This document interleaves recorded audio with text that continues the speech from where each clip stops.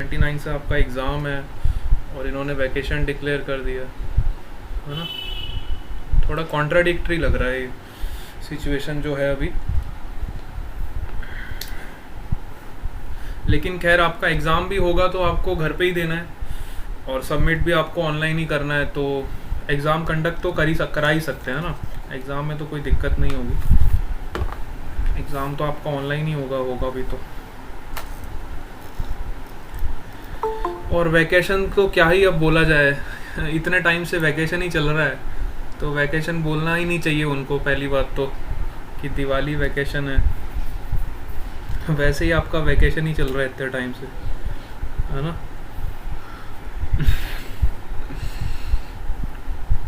चलो अटेंडेंस लेते हैं।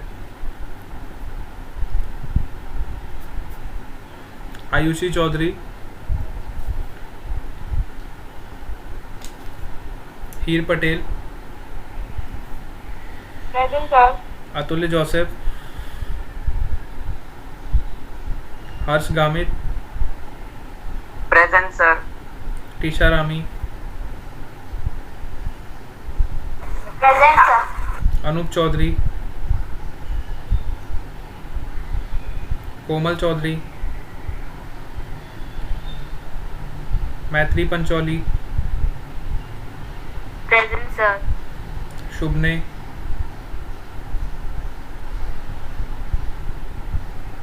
Kareena Chaudhary, Karina Chaudhary, present sir.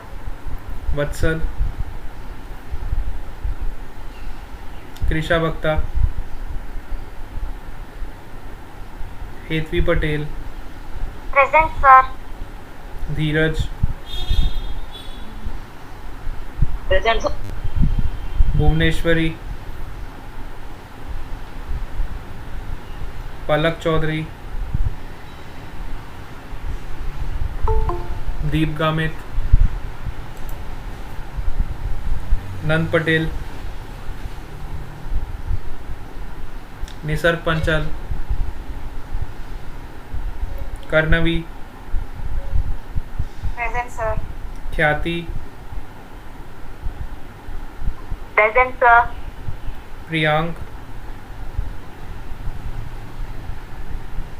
शिव मिस्त्री। आज किसी की अटेंडेंस नहीं देगा? हेत चौधरी, उसने कल बोला था, उसके लिए मैंने बोला था। ऐसे थोड़ी होता है बेटा, किसी की अटेंडेंस लेट हो जा। ऐसा नहीं करना अगली बार। उसने बोला था कि उसने बोला था कि थोड़ा लेट होगा, उसके लिए मेल दे देना उसके लिए। तो बेटा उसको बोलना था कि जब आप आओगे तभी आप अटेंडेंस देना। वो बोलेगा कुएं में कूद जाओगे तो कूद जाओगे क्या आप? फिर उसने बोला था तो मैंने कर दिया। अरे वो तो कुछ भी बोलेगा। चलो, Het Chaudhary, present sir. Shivam Tailor, Bhavini Patel, present sir. Rit Chaudhary, Bhavesh Gamit, यश गांगुडे। सब बच्चे वैकेशन पे चले गए लगता है।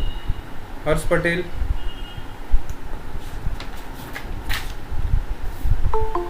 कृष्णा गामित, रिया परमार, प्रेजेंट सर। हर्ष वाघमरे। चलो, बहुत अटेंडेंस हो गया आपको। अटेंडेंस कौन रह गया? आप जल्दी बताओ। हैं? अनूप चौधरी। अनूप चौधरी, ओके। और चौधरी सुंदर, निसर्ग पंचाल। चौधरी सुंदर, ठीक है। निसर्ग पंचाल। और कौन रह गया? जल्दी से बताओ बेटा, वैसे ही बहुत टाइम हो गया। निसर्ग पंचाल, ठीक है। एनीबडी एल्स जिसका माइक नहीं काम कर रहा हो?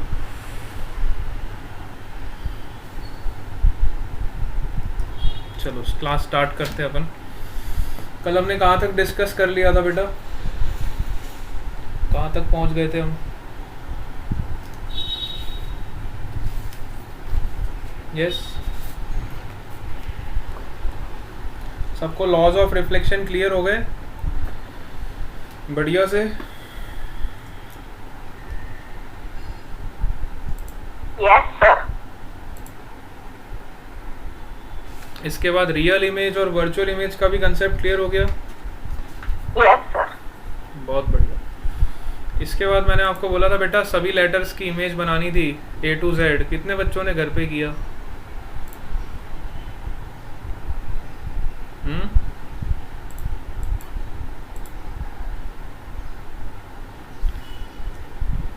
कितने बच्चों ने घर पे ट्राई किया था?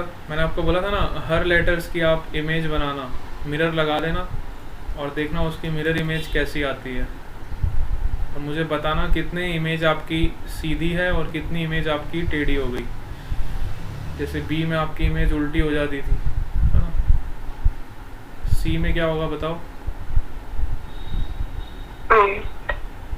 उल्टी हो जाएगी ना? डी में? Yes. उल्टा। उल्टा हो जाएगा। ई में? उल्टा। एफ में? उल्टा। हाँ तो बस बेटा ये करना था आपको, ये मैं थोड़ी कराऊंगा ये बच्चों की तरह। ये सारे मैंने आपको बोले थे घर पे कर लेना। A to Z 26 लेटर्स थे, आपको घर पे इसको होमवर्क में करना था और मुझे बताना था काउंट करके कि कितने में उल्टा बना है कितने में सीधा बना है। अगर नहीं किया तो आज 11 अल्फाबेट्स में सीधे हैं और दूसरे 24 में उल्टे। 25। 11 में सीधे बन रहे हैं। सबका सेम आंसर आ रहा है। ये किसका आंसर है? क्रीना चौधरी। क्रीना चौधरी। क्रीना ने देखो 11 में सीधे निकाले हैं और 25 में सॉरी 15 बचे ना? 15। हाँ 15 में उल्टे हो गए। ठीक है, इसमें सीधे इसमें उल्टे। सबका आंसर यही आ रहा है। अच्छा वाई में क्या निकाला था? मेरे को वाई का ज़रा बताओ, वाई में क्या निकाला था आपने? वही सर, वाई में सीधा ही आया। वाई में सीधा ही लिया ना? हाँ। इसका मिरर इमेज करोगे तो क्या मिलेगा? वाई मिलेगा आपको। यस। हाँ अब यहाँ पे देखो वो लोग ऐसा गेम खेलते कई बार आपको बोलेंगे बेटा कैपिटल वाई मत लो स्मॉल वाई लो। अब स्मॉल वाई में देखो क्या होगा।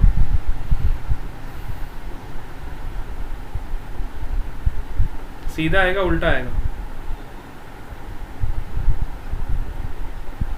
उल्टा आएगा।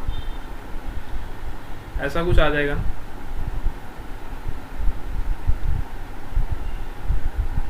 है ना?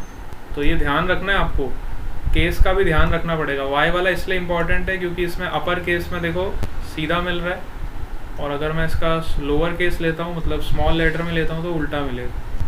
ठीक है, तो इस चीज़ का भी आपको पूरा ध्यान रखना है जब आप मिरर इमेज निकालते हो।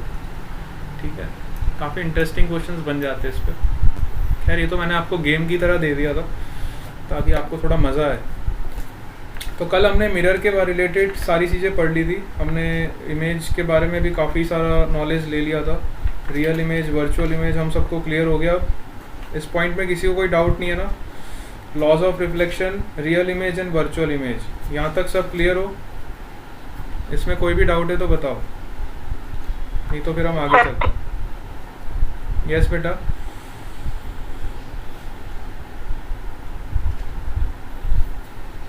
बोलो बोलो।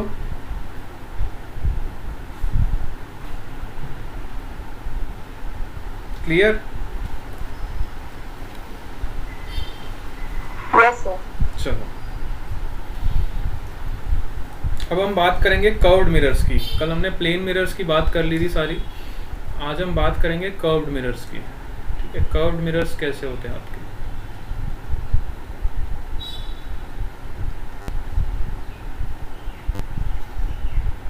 ठीक है, सपोज करो हमारे पास एक ऐसा होलो स्फीयर है। एक हमारे पास ऐसा होलो स्फीयर है। ठीक है, अब हमने क्या किया, इस होलो स्फीयर को ऐसे कट किया। इस होलो स्फीयर का मैंने ये वाला पोर्शन कट कर लिया।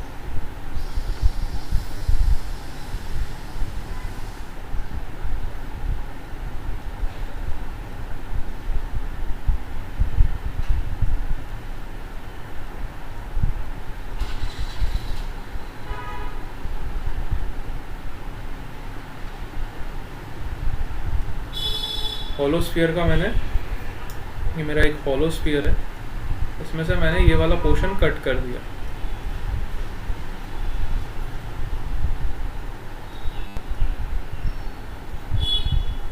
अब ये वाला पोर्शन जब मैंने कट किया,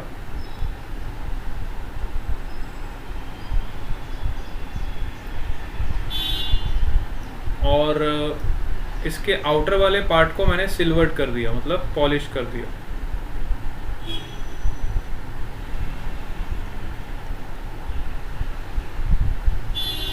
आउटर वाले पार्ट को क्या कर दिया, पॉलिश कर दिया।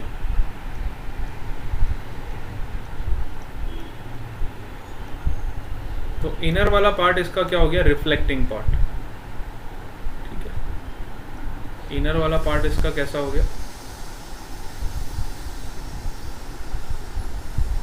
Reflecting part.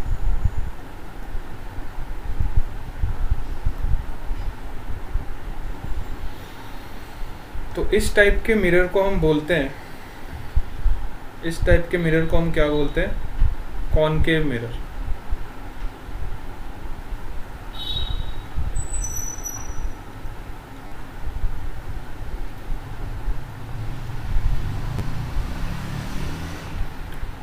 Concave mirror. तो अब एग्जाम में कई बार कॉनकेव मिरर का डेफिनेशन पूछ लिया जाता है बच्चों से कि बेटा बताओ what do you mean by concave mirror. So concave mirror is that part of hollow sphere whose outer part is polished and inner part is reflecting, है ना। You can define like this: concave mirror is that part of hollow sphere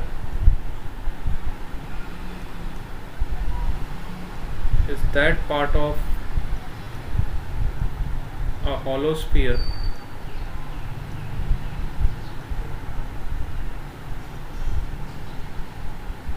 whose outer part is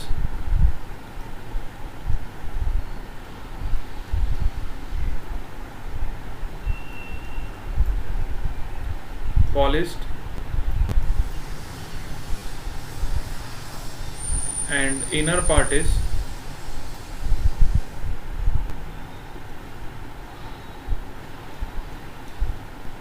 reflecting।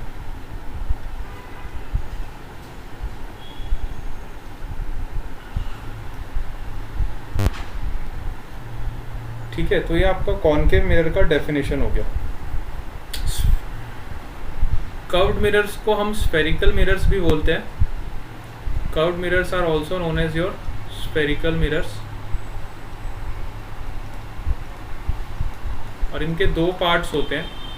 पहला part जो होता है that is your concave mirror, and दूसरा जो part होता है which is your convex mirror. Curved mirrors are of two types, one is your concave and another is your convex।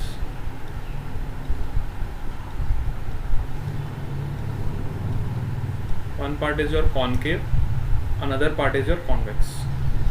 लेकिन दोनों के दोनों मिरर्स जो होते हैं, चाहे वो कॉनकेव हो चाहे वो कॉन्वेक्स हो, दोनों के दोनों किस में से निकले, हॉलो स्फीयर में से निकले। दोनों का पेरेंट ये है, दोनों का सोर्स ये है, both are derived from this hollow sphere. ठीक है, अब मैंने क्या किया, अब ये स्फीयर का जो सेंटर होता है, एक स्फीयर का, हॉलो स्फीयर का जो सेंटर होता है, इस सेंटर पार्ट को बोलते हैं हम सेंटर ऑफ कर्वेचर।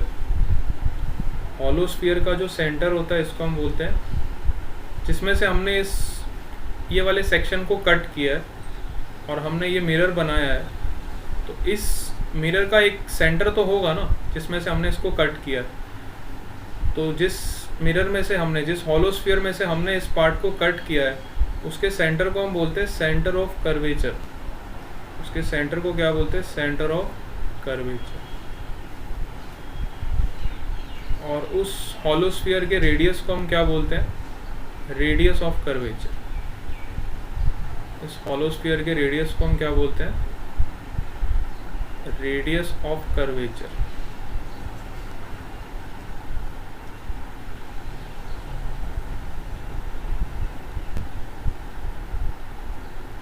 ठीक है, तो सपोज करो हमने एक दूसरा पार्ट यहाँ से कट किया, है ना, इसी मिरर के हमने दो पार्ट किए। पहला पार्ट हमने यहाँ पे ऐसे कट करके लगा दिया, दूसरा पार्ट सपोज करो मैंने यहाँ से कट किया, एक पार्ट मैंने इसका यहाँ से कट कर दिया।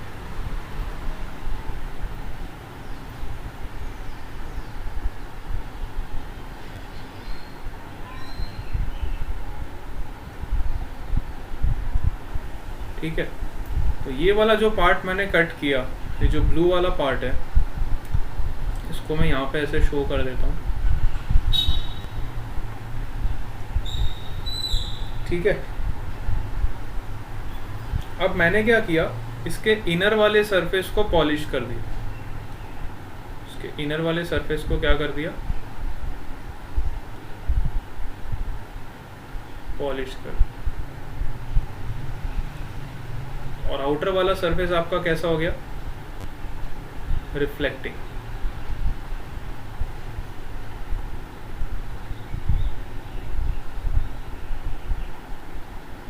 इस टाइप के मिरर्स को हम बोलते हैं convex mirror.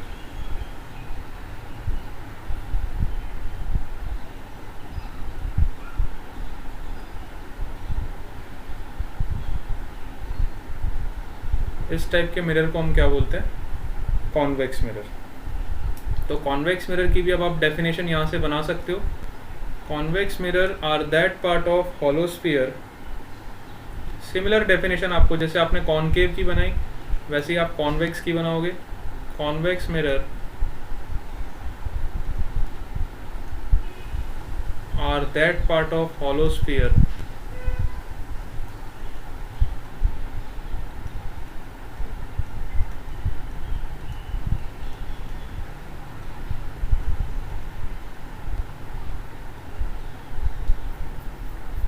whose outer surface acts as a reflecting surface, whose outer surface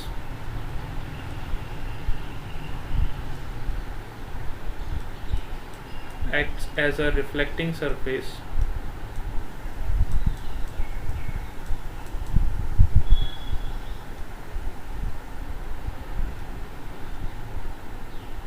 and inner surface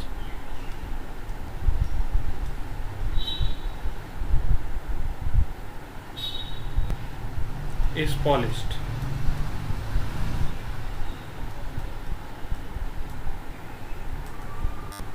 inner surface आपका कैसा है, यहाँ पे पॉलिश्ड है, और आउटर सरफेस आपका कैसा है, रिफ्लेक्टिंग।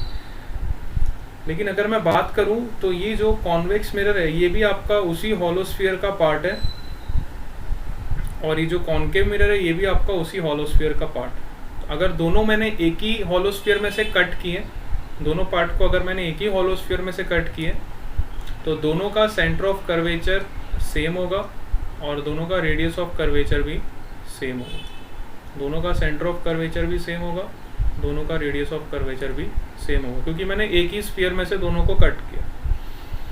समझ आया? अगर मैं यही चीज़ दो अलग अलग स्फीयर में से करता, सपोज करो मेरे पास दो अलग अलग स्फीयर होते, एक का रेडियस R1 होता, एक का रेडियस R2 होता। सपोज करो मेरे पास दो अलग अलग हॉलो स्फीयर है, एक का रेडियस आपका R1 है और दूसरे का रेडियस आपका, एक पार्ट मैंने यहाँ से कट किया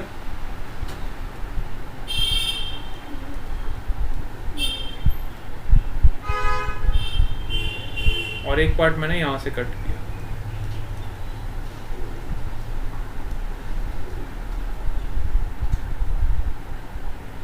ठीक है, तो अब आप देखो दोनों का रेडियस ऑफ कर्वेचर अलग अलग, ठीक है।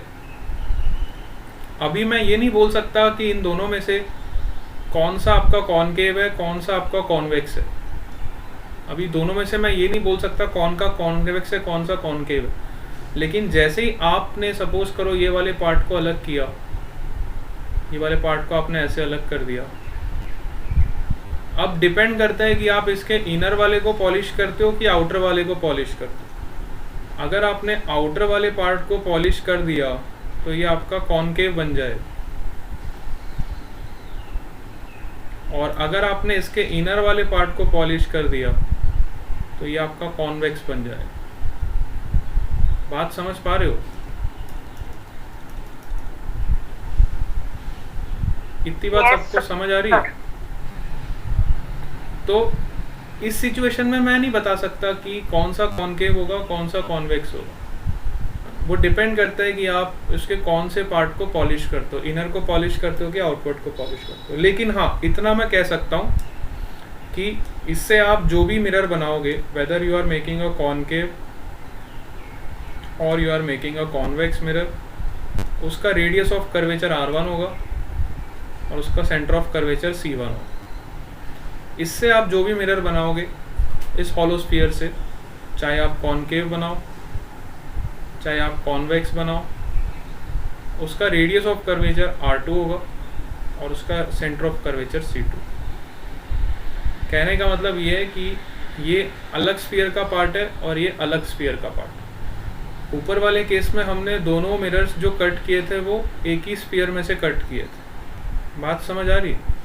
ये वाले केस में हमने दोनों जो आपके मिरर्स कट किए थे सेम स्फीयर में से कट किए थे, इसलिए दोनों का सेंटर ऑफ कर्वेचर भी सेम होगा, दोनों का रेडियस ऑफ कर्वेचर भी आपका सेम होगा। ये पॉइंट सबको क्लियर हो गया? Yes, sir. This is most important point. तो स्फेरिकल मिरर्स आपके दो टाइप्स के होते हैं, one is your concave and one is your convex. अब देखते हैं बेसिक प्रिंसिपल दोनों का क्या होता है। तो सपोज करो, पहले कॉनकेव मिरर की बात करूं तो मैंने एक सपोज करो कॉनकेव मिरर लिया। कॉनकेव का मतलब आउटर पार्ट इज पॉलिश्ड, बस ऐसे आप याद रख लो। आउटर पार्ट पॉलिश हो गया तो आपका कॉनकेव मिरर बन गया। ये उसका सेंटर हो गया। सपोज करो सेंटर ऑफ कर्वेचर निकालना है ना अगर आपको किसी भी मिरर का, तो एक ऐसे इसको इमेजिनरी एक सर्कल बना दो, क्योंकि ये सर्कल का एक स्फीयर का एक पार्ट है ना। तो imaginary you can construct one circle like this, और फिर इसका जो सेंटर होगा वही आपका सेंटर ऑफ कर्वेचर होगा, ठीक है। और वहाँ से जो ये डिस्टेंस हो जाएगा ये आपका रेडियस ऑफ कर्वेचर हो जाएगा। किसी भी मिरर का आपका सेंटर ऑफ कर्वेचर निकालना है, वहाँ से एक इमेजिनरी सर्कल बना लो इस तरह का, तो आपको सेंटर पता चल जाएगा और वहाँ से उसका रेडियस पता चल जाएगा। अब इसका बेसिक नेचर देखते हैं कैसा होता है। सेंटर तो मुझे पता चल गया, तो अब इसको इरेज कर दो, रेडियस भी मुझे पता चल गया, ठीक है। तो अब सपोज करो सेंटर ऑफ कर्वेचर एक बार अगर आपको पता चल गया, अब मैंने क्या किया, इस पे लाइट पास कराई। सपोज करो बहुत दूर से इस पे लाइट्स आ रही है ना। जो इन्फिनिटी से जो लाइट्स आती है वो हमेशा पैरेलल आती है। इन्फिनिटी से जो लाइट आती है हमेशा कैसी आती है? पैरेलल आती है, क्योंकि बहुत दूर से आ रही है। इसका मतलब है लाइट जो है बहुत दूर से आ रही है। बहुत दूर से जब लाइट्स आती है तो वो एकदम पैरेलल आती है, ठीक है। बहुत दूर से जब लाइट्स आती है तो वो पैरेलल आती है। उसको हम बोलते हैं कि लाइट्स जो है आपकी इन्फिनिटी से आ रही है बेटा, ठीक है। जब लाइट्स बहुत दूर से आती है तो हम बोलते हैं कि वो इन्फिनिटी से आ रही है, ठीक है। अब जब इन्फिनिटी से सपोज करो कोई लाइट्स आ रही है, मतलब सपोज करो सन से आ रही है या फिर कोई भी दूसरे सोर्स से आ रही है, ये लाइट आपकी इन्फिनिटी से आ रही है। तो जैसे ये लाइट रेज आपकी मिरर पे स्ट्राइक करेगी तो ये कहाँ से पास हो जाएगी? उसी एंगल पे रिफ्लेक्ट हो जाएगी। Angle of incidence angle of normal के बराबर हो। तो सबसे पहले आप नॉर्मल बनाने के लिए एक टेंजेंट लाइन ड्रॉ करोगे इस पॉइंट पे। इस पॉइंट पे आप क्या ड्रॉ करोगे? टेंजेंट लाइन ड्रॉ करो। उस टेंजेंट के जो परपेंडिकुलर लाइन होगी that will be your normal, ठीक है। तो जितना आपका एंगल ऑफ इंसिडेंस होगा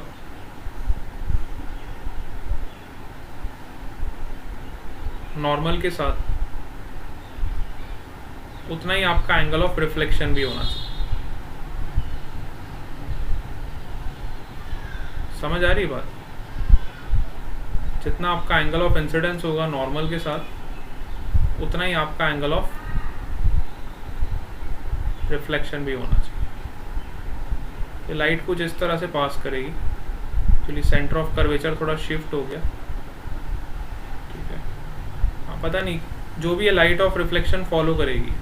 एंगल आपको अप्रोक्सीमेट देखो सेम ही मैं बना रहा हूँ, I will try my best. मैं डायग्राम बहुत अप्रोक्सीमेट सेम ही बनाऊँ, लेकिन जब आप इसको स्केल से ड्रॉ करोगे तो आपको एग्जैक्ट डायग्राम मिलेगा, है ना। तो ये आपका एंगल ऑफ इंसिडेंस, ये आपका एंगल ऑफ रिफ्लेक्शन, दोनों एंगल आपके सेम आने चाहिए, ठीक है। ये लॉ ऑफ रिफ्लेक्शन को हमें फॉलो करवाना है। ये आपका नॉर्मल रे हो गया, ये आपका इंसिडेंट रे हो गया, this is your point of incidence. हर जगह पे आपका लॉज ऑफ रिफ्लेक्शन तो सेटिस्फाई होगा ही,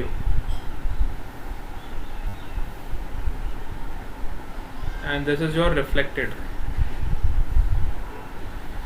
सिमिलरली जो अगर मैं ये वाली रे की बात करूं, सेकेंड वाली रे की, तो सेकेंड भी रे देखो इन्फिनिटी से आ रही है, पर ये सेंटर ऑफ कर्वेचर से पास हो रही है और सीधा मिरर के मिड पॉइंट पे स्ट्राइक कर रही है। तो मिरर का जो मिड पॉइंट होता है इसको हम बोलते हैं pole. Mid point of mirror is known as, mid point of mirror is known as pole of the mirror.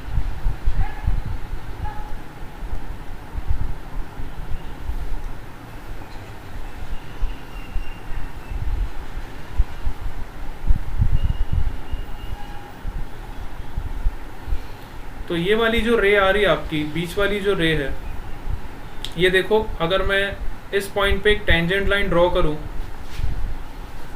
Suppose करो मैं इस पॉइंट पे एक टेंजेंट लाइन ड्रॉ करता हूं, इस तरह से आपकी टेंजेंट आएगी। और अगर नॉर्मल बनाऊंगा तो वो नॉर्मल लाइन जो होगी आपकी देखो इसी एक्सिस पे कोइंसाइड हो जाएगी। नॉर्मल एक्सिस और ये एक्सिस आपकी कोइंसाइड हो जाएगी, मतलब आपकी इंसिडेंट रे और नॉर्मल रे देखो कोइंसाइड हो गई, तो आपका थीटा कितना हो गया बताओ? What is the angle of incidence? Zero. Zero हो गया। देखो यही कंसेप्ट हमने पहले पढ़ा था, वो यहाँ पे यूज हो गया।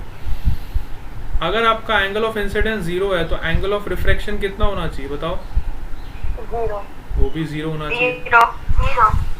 इसका मतलब जो लाइन हमारी सेंटर ऑफ कर्वेचर से पास करेगी वो टकराने के बाद सेम पाथ पे वापस रीडायरेक्ट हो जाएगी। इंसिडेंट रे और रिफ्लेक्टेड रे सेम पाथ से वापस आ जाएगी। अब चलो थर्ड वाली रे की बात करते हैं। तो थर्ड वाली रे देखो आपकी इंसिडेंट इस तरह से, अब वापस आपको रिफ्लेक्टेड रे बनाना है तो प्रोसीजर आपका सेम रहेगा। सबसे पहले आपको एक टेंजेंट लाइन ड्रॉ करनी है at the point of incidence. यहाँ पे एक टेंजेंट बनाओ, फिर इसके एक नॉर्मल लाइन ड्रॉ करो,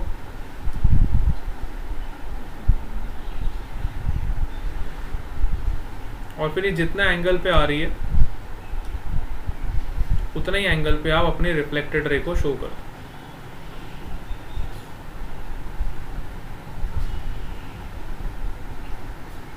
ठीक है, अप्रोक्सीमेटली जो भी एंगल आ,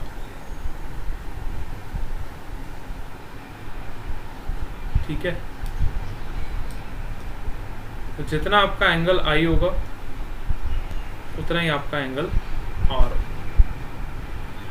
कहने का मतलब ये है, लॉ ऑफ रिफ्लेक्शन को जैसे हम पैरेलल आपके प्लेन मिरर्स में सेटिस्फाई कराते थे, वैसे ही लॉ ऑफ रिफ्लेक्शन आपके कर्व मिरर्स में भी सेटिस्फाई होंगे ही होंगे। ठीक है, तो यहाँ पे आप देख रहे हो कि ये जो रिफ्लेक्टेड रेज हैं ये किसी पॉइंट पे आके मीट करती है, इसी एक्सिस पे, इस एक्सिस पे किसी भी पॉइंट पे आके मीट कर रही। तो कहने का मतलब ये है कि दूर से जो रेज आपकी आ रही हैं वो कहीं पे आके कन्वर्ज हो रही है ना। दूर से जो आपकी रेज आ रही हैं वो कहीं पे आके कन्वर्ज हो रही है ना, कहीं पे आके एक पॉइंट पे मिल रही। अब हो सकता है ये डिफरेंस अभी यहाँ पे आपको बहुत ज़्यादा दिखाई दे रहा है, लेकिन जब आप अच्छे से डायग्राम बनाओगे तो ये गैप बहुत कम होता है ना। This difference is very very small, मतलब ये आपको ऐसा अपीयर होगा कि ये दोनों रेज आपकी लगभग एक ही पॉइंट पे आके मिल रही है। ये जो गैप है, ये difference is very very small, this D is very very less, ठीक है। तो आपको ऐसा अपीयर होगा जब आपकी रेज बहुत दूर से आती है। मैं एक बार डायग्राम फिर से बनाता हूँ। तो जब आपकी रेज दूर से जब आती हैं तो आपको इस तरह से अपीयर होता है कि वो किसी एक पॉइंट पे आके कन्वर्ज हो गई, ठीक है। किसी एक पॉइंट पे आके क्या हो गई, कन्वर्ज हो गई। जो दूर से रेज आती है वो ऐसे अपीयर होती है कि वो किसी एक पॉइंट पे आके क्या हो जाती है, कन्वर्ज हो जाती है। इसलिए हम कॉनकेव मिरर को कन्वर्जिंग मिरर भी बोलते हैं। कॉनकेव मिरर का दूसरा नाम क्या है? It is also known as converging mirror.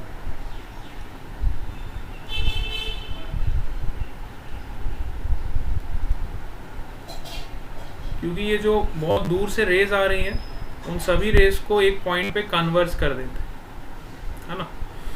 Converging mirror भी हम इसको बोलते हैं, ठीक है। सिमिलरली अगर मैं कॉन्वेक्स मिरर की बात करूं, तो ये तो कॉनकेव मिरर की बात हो गई। कॉन्वेक्स मिरर आपका क्या करता है, आप देखते हैं, ये आपका कॉन्वेक्स मिरर है। कॉन्वेक्स का मतलब इसका ये वाला पार्ट आपका पॉलिश है। कॉन्वेक्स का ये वाला पार्ट आपका पॉलिश होता है। और सपोज करो दूर से बहुत रेज आ रही, इन्फिनिटी से रेज आ रही, तो ये उन रेज को ऐसे डाइवर्स कर देता है। दूर से जो रेज आती है उनको ये क्या कर देता है, डाइवर्स कर देता है।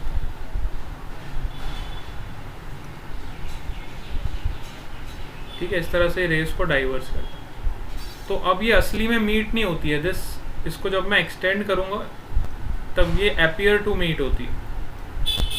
This appears to meet at this point P. Concave में आपकी असली में रेज एक साथ मीट हो रही थी, लेकिन कॉन्वेक्स में दिस अपीयर्स टू मीट,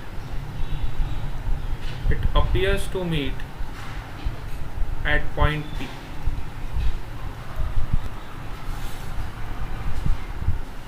मतलब अगर मैं इसकी इमेज की बात करूं तो इसमें जो इमेज बन रही है ये कैसी होगी, रियल होगी कि वर्चुअल होगी? ये जो रेस वर्चुअल होगी, बिल्कुल सही बात है, क्योंकि ये अपीयर्स टू मीट है, असली में मिल नहीं रही है, अपीयर्स टू मीट है, तो ये इमेज कैसी होगी, वर्चुअल होगी। वर्चुअल का मतलब यही होता है कि जब असली में वो चीज़ घटना नहीं हो रही है और हमें फिर भी दिख रही है कि वो असली में होगी, ऐसा है ना। लेकिन यहाँ पे जब मैं बात करूँ कॉनकेव की, तो यहाँ पे असली में आपकी ये जो रेज है, रिफ्लेक्टेड रेज इंटरसेक्ट हो रही थी, यहाँ पे आपकी कैसी इमेज बनती है, रियल इमेज। यहाँ पे कैसी इमेज बनती है, रियल इमेज। अच्छा, कॉन्वेक्स मिरर को दूसरा नाम होता है डाइवर्जिंग मिरर। कॉन्वेक्स मिरर को हम डाइवर्जिंग मिरर भी बोलते हैं। It is also known as your diverging mirror.